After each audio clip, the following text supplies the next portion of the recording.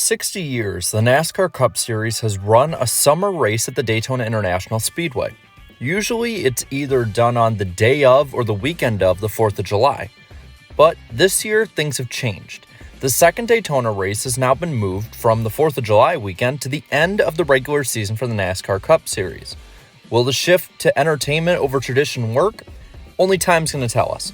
But for now, we can look back at how this race became a treasure for NASCAR fans. The race started off all the way back in 1959, and it was the first race back at the track after Lee Petty had beat Johnny Beauchamp by 2 feet in the inaugural Daytona 500. Just like in February, only 2 cars finished on the lead lap, but unlike the 500, the finish wasn't as close. In front of a crowd of 12,900 people, Fireball Roberts beat Joe Weatherly across the line by 57 seconds. While not exciting by today's standards, it formed the bedrock for what NASCAR Summer Classic would be.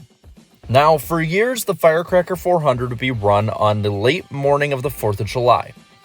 It was a celebration of patriotism and American tenacity in the form of a sport.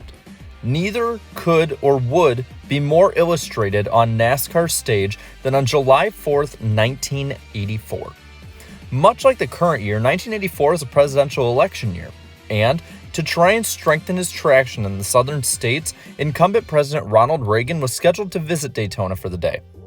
Alongside the U.S. president storyline, there also was a storyline of NASCAR's king, Richard Petty, who was on a quest to finally reach his 200th career NASCAR Winston Cup Series win.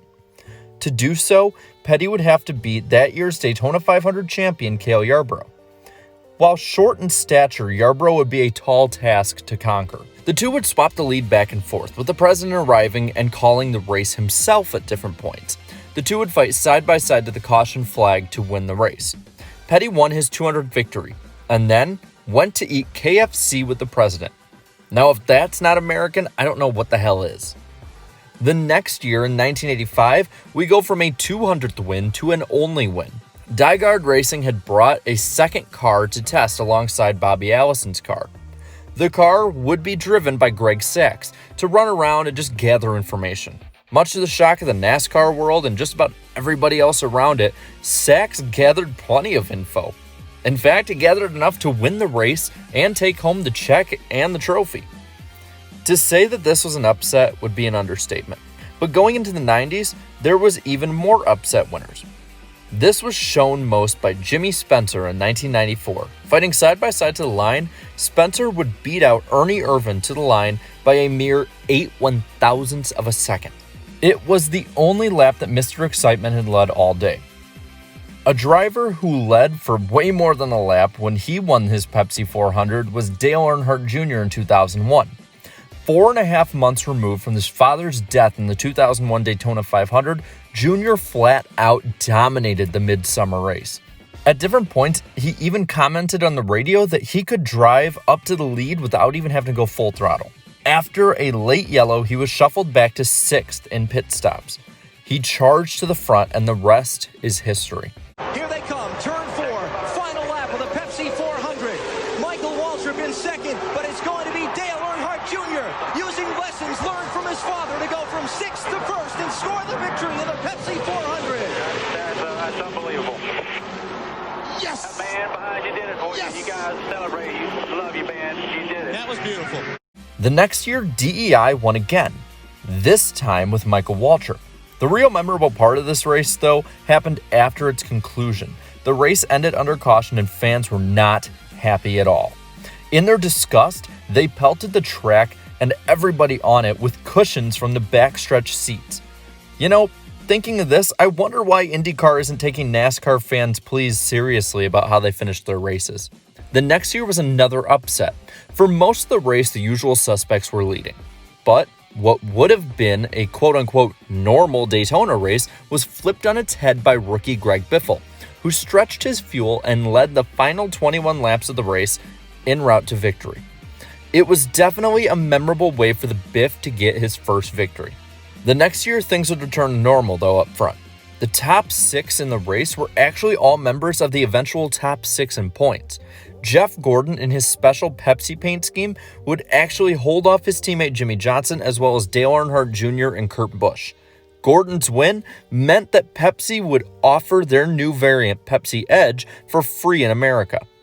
Though, seeing how it tasted like a bunch of slime from the bottom of a pond, like Urban Dictionary so eloquently said, I can see why they were trying to get rid of it.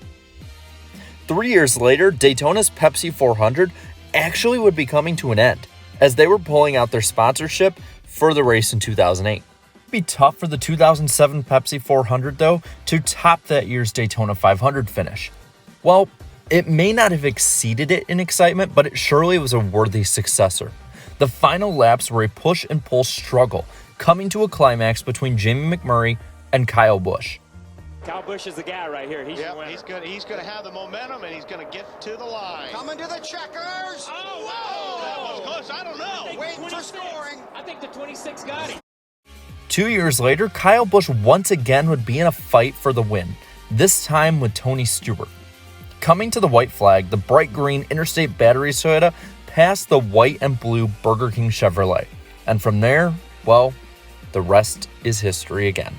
He's got no help because these guys are running too wide behind him. Right. So now it's man on man right now. I don't think it's gonna get wider here in a minute, I believe. Here comes Johnson in behind Stewart. Is it enough?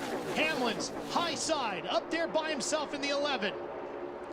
First lap led all night by Kyle Busch, and it's the money lap, and it might be all it takes. It really now, is. what does Johnson do to help Stewart? Doesn't matter. Kyle Busch is going to hug all the racetrack, or he should. He's mirror driving right now. Tony Stewart trying to get to the bottom. He may get turned for mirror driving, but he's going to be mirror driving. Stewart's trying to right squeeze there, in there. Eddie. See that He's hand? shoving to the bottom. See that He hand? just wanted to touch him, man. Just wanted to touch him. Can't get him to the high side. Here he comes. There he turns goes. him. He turns him. Busch in the Oh, wall. my Here God. comes Stewart to the checkered Tony flag. Stewart. And another car gets in the backside. It's Casey Kane. And they're scattering everywhere as they come to the line. In 2015, Daytona Summer Race would fall on July 5th, a Sunday, in order to avoid fighting for viewers on the 4th of July. This also was the first race for NBC on their new current 10-year deal. NBC and NASCAR were poised to have a ratings bonanza until the rain hit. The race would be postponed for hours before finally being run well into the early morning of the next day. On the final restart of the race, Dale Jr., who had led the field all day, led again, and it looked like NASCAR and NBC were at least going to salvage the night. Until... Dale Earnhardt Jr. to the bottom of the track. Jr. will win at Daytona. And the big one happens behind them. Oh my God. Dillon's crash became the headline news story around the country, picked up by every major news source in America. Daytona helped show again, though, just how far NASCAR had come in safety. And then, now we're back up to 2019.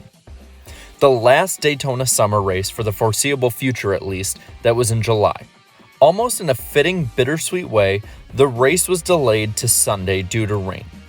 The wait was well worth it, though, as the racing was some of the best superspeedway racing since the Gen 4 days back in the early 2000s. With rain again coming, the race would be faster and closer than ever, and it led to inevitable disaster. The racing continues. Austin Dillon up front. my They God. shifted him That's out. gonna be a big And one. now around goes the 3 in front of the pack. They're all collected. The 11 with damage, the 22 as well. Stay right here. Smoke rolling out of the cars that even cleared this incident. Crash took out most of the leaders. Those still leading then went into the pits, thinking that the race would restart. This left Spire Motorsports driver Justin Haley out as the leader when the lightning struck a few miles away from the track. Eventually, NASCAR would lose the track due to the rain that had come. Haley was given his first career Cup win in one of the biggest upsets in NASCAR history. And that's it. Now we have to wait and find out how good, or maybe not good, we're going to have it with this new date. But for now, I want to hear from you. What are your favorite moments of the Daytona Summer Race? Let me know down in the comments below. And while you're at it, leave a like on this video and subscribe to my channel. Let me know down in the comments below. And while you're at it, leave a like on this video and subscribe to my channel for more great NASCAR content. And until next time, have a good one.